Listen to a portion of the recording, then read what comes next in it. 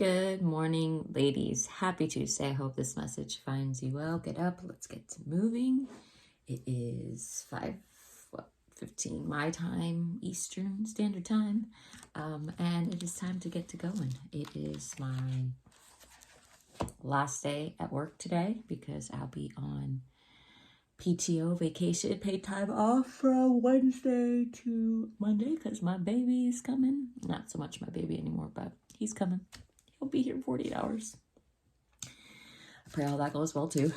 So let's hop on. A lot to do today. Numbers chapter 22, 23, and 24 is what we'll be going over.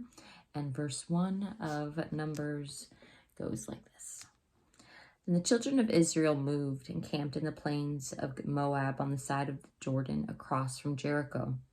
Now Balak, the son of Zippor, saw all that Israel had done to the Amorites. And Moab was exceedingly afraid of the people because they were many, and Moab was sick with dread because of the children of Israel.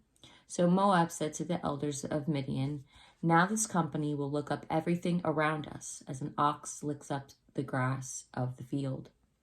And Balak, the son of Zippor, was king of the Moabites at the time.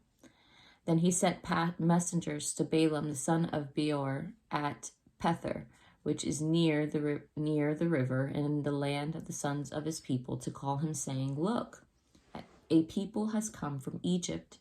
See, they cover the face of the earth, and they are settling next to me."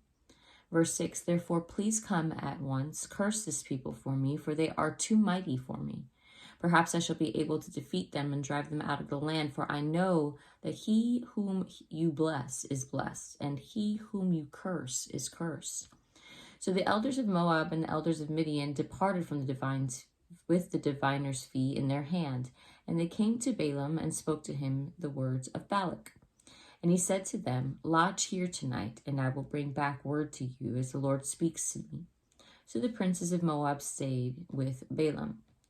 Verse 8, "Then God came to Balaam and said, 'Who are these men with you?' So Balaam said to God, 'Balak the son of Zippor, king of Moab, has sent to me, saying, Look, a people has come out of Egypt, and they cover the face of the earth. Come now, curse them for me. Perhaps I shall be able to overpower them and drive them out.' And God said to Balaam, 'You shall not go with them. You shall not curse the people, for they are blessed.'" Verse 13, "So Balaam rose in the morning and said to the princes of Balak, 'Go back to your land, for the Lord has refused to give me permission to go with you.' And the princes of Moab rose and went to Balak and said, 'Balaam refuses to come with us.'" Verse 15, "Then Balak again sent princes more numerous and more honorable than they. And they came to Balaam and said to him, 'Thus says Balak, the son of Zippor, Please let nothing hinder you from coming to me, for I will certainly honor you greatly, and I will do whatever you say to me. Therefore please come, curse this people for me.' Then Balaam answered and said to the servants of Balak, 'Though Balak were to give me his house full of silver and gold, I could not go beyond the word of the Lord my God to do less or more.' Verse 19, "Now therefore please, you also stay here tonight, that I may know what more the Lord will say to me." And God came to Balaam at night and said to him, "If the men come to call you, rise and go with them, but only the word which I speak to you that you shall do."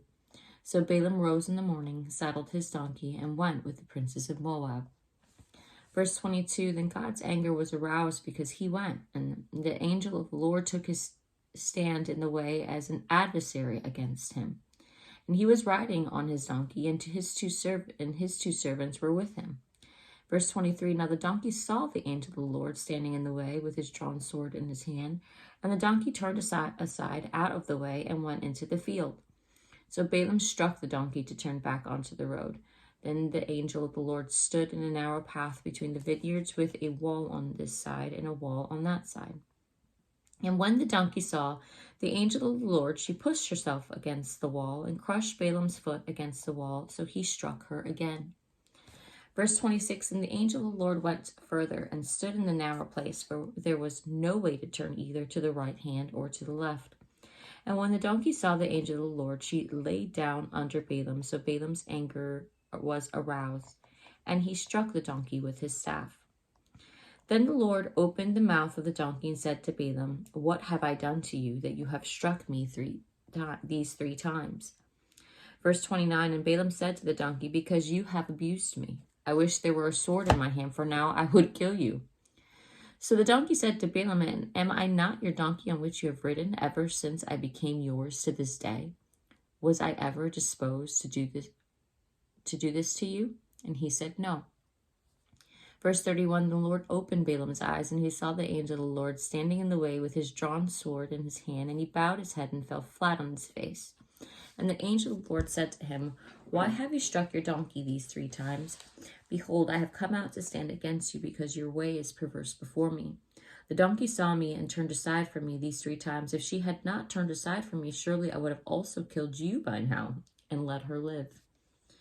Verse 34, and Balaam said to the angel of the Lord, "I have sinned, for I did not know you stood in the way against me. Now, therefore, if it displeases you, I will turn back." Then the angel of the Lord said to Balaam, "Go with the men, but only the word that I speak to you, you shall speak."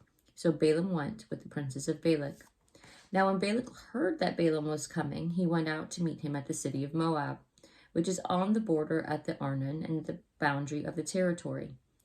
Verse 37, then Balak said to Balaam, "Did I not earnestly send to you, calling for you? Why did you not come to me? Am I not able to honor you?"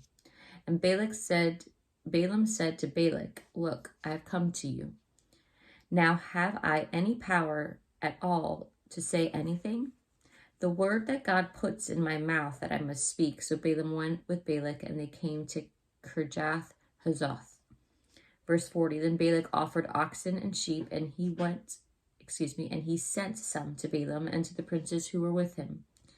So it was the next day that Balak took Balaam and brought him up to the high places of Baal, that from there he might observe the extent of the people. Numbers chapter 23, verse 1. Then Balaam said to Balak, Build 7 altars for me here, and prepare for me here 7 bulls and 7 rams. Verse 2, and Balak did just as Balaam had spoken, and Balak and Balaam offered a bull and a ram on each altar. Then Balaam said to Balak, "Stand by your burnt offering, and I will go. Perhaps the Lord will come to meet me, and whatever he shows me, I will tell you." So he went to a desolate height. Verse 4, and God met Balaam, and he said to him, "I have prepared the 7 altars, and I have offered on each altar a bull and a ram." Then the Lord put a word in Balaam's mouth and said, "Return to Balak, and thus you shall speak." So he returned to him, and there he was, standing by his burnt offering, he and all the princes of Moab. Verse 7, and he took up his oracle and said the following: "Balak the king of Moab has brought me from Aram. From the mountains of the east, come curse Jacob for me. Come, curse Jacob for me, and come, denounce Israel. How shall I curse whom God has not cursed? And how shall I denounce whom the Lord has not denounced? For the top of the rocks I see him, and from the hills I behold him there, a people dwelling alone, not reckoning itself among the nations. Who can count the dust of Jacob, or number 1/4 of Israel? Let me die the death of the righteous, and let my end be like this." Then Balak said to Balaam, "What have you done to me? I took you to curse my enemies, and look, you have blessed them bountifully." Verse 12, so he answered and said, "Must I not take heed to speak what the Lord has put in my mouth?" Then Balak said to him, "Please come with me to another place from which you may see them. You shall see only the outer part of them, and shall not see them all. Curse them for me from there." So he brought him to the field of Zophim, to the top of Pisgah, and built 7 altars, and offered a bull and a ram on each altar. And he said to Balak, "Stand here by your burnt offering while I meet the Lord over here." Verse 16, and the Lord said to Balaam, and put a word in his mouth, and said, "Go back to Balak, and thus you shall speak." So he came to him, and there he was, standing by his burnt offering, and the princes of Moab were with him. And Balak said to him, "What has the Lord spoken?" Verse 18, then he took up his oracle and said, "Rise up, Balak, and hear. Listen to me, son of Zippor. God is not a man that he should lie, nor a son of man that he should repent. Has he said, and will he not do? Or has he spoken, and he will not make it good? Behold, I have received a command to bless. He has blessed, and I cannot reverse it. He has not observed iniquity in Jacob, nor has he seen wickedness in Israel. The Lord his God is with him, and the shout of a king is among them. God brings them out of Egypt. He has strength like a wild ox. For there is no sorcery against Jacob, nor any divination against Israel. It now must be said of Jacob and of Israel, oh, what has God done? Look, a people rises like a lioness and shifts itself up like a lion, and it shall not die until it devours the prey and drinks the blood of the slain. Verse 25, then Balak said to Balaam, neither curse them all, nor bless them all. So Balaam answered and said to Balak, did I not tell you, saying, all that the Lord speaks that I must do? Then Balak said to Balaam, please come. I will take you to another place. Perhaps it will please God that you may curse them for me from there. So Balak took Balaam to the top of Peor that overlooks the wasteland. Then Balaam said to Balak in verse 29, build for me 7 altars and prepare for me here 7 bulls and 7 rams. And Balak did as Balaam had said, and have offered a bull and a ram on every altar. Now we're on Numbers chapter 24, verse 1. Now when Balaam saw that it pleased the Lord to bless Israel, he did not go as at other times to seek to use sorcery, but he set his face toward the wilderness. And Balaam raised his eyes and saw Israel encamped according to their tribes, and the Spirit of God came upon him. Verse 3, then he took up his oracle and said, the utterance of Balaam the son of Beor, the utterance of the man whose eyes were opened, the utterance of him who hears the words of God, who sees the vision of the Almighty, who falls down with eyes wide open. How lovely are your tents, O Jacob, your dwellings, O Israel, like valleys that stretch out, like gardens by the riverside, like aloes planted by the Lord, like cedars beside the waters. He shall pour water from his buckets, and his seed shall be in many waters. His king shall be higher than Agag, and his kingdom shall be exalted. God brings him out of Egypt. He has strength like a wild ox. He shall consume the nations, his enemies. He shall break their bones and pierce them with his arrows. He bows down, he lies down as a lion, and as a lion, who shall rouse him? Blessed is he who blesses you, and cursed is he who curses you. Verse 10, and Balak's anger was aroused against Balaam, and he struck his hands together. And Balak said to Balaam, I called you to curse my enemies, and look, you have bountifully blessed them these 3 times. Now therefore flee to your place. I said I would greatly honor you, but in fact the Lord has kept you back from honor. So Balaam said to Balak, did I not also speak to your messengers whom you sent to me, saying, if Balak were to give me his house full of silver and gold, I could not go beyond the word of the Lord to do good for or bad of my own will. What the Lord says that I must speak. And now indeed I am going to my people. Come, I will advise you that this people will do to your people in the latter days.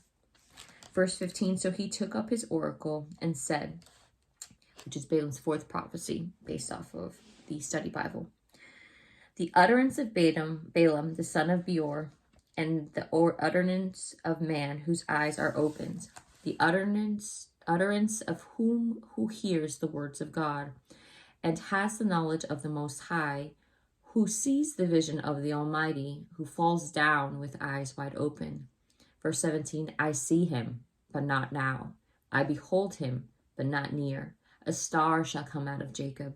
A scepter shall rise out of Israel, and batter the brow of Moab, and destroy all the sons of tumult. And Edom shall be a possession. Sire also, his enemy, shall be a possession, while Israel does valiantly.